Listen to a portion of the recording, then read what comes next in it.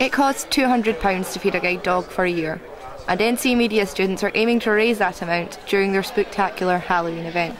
This morning the students have been very, very good. They've spent so long actually planning and preparing this, and I'm very impressed with their interaction with people and trying to engage people and get them to donate money.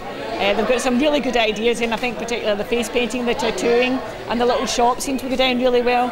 Inspired by two members of the class, the students have put a lot of effort into raising awareness of how important guide dogs are for those with visual impairments. One of our students, Jill, is registered blind, and she has with her a guide dog, Basil.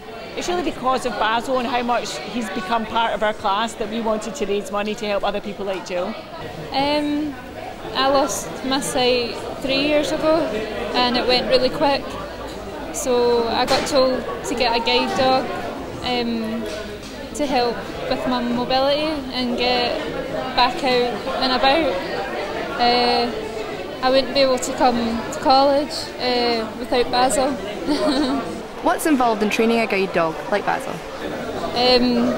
It's about 2 and a bit weeks, and you've got to do things like crossing roads and learning how to put the dog in a taxi and things like that.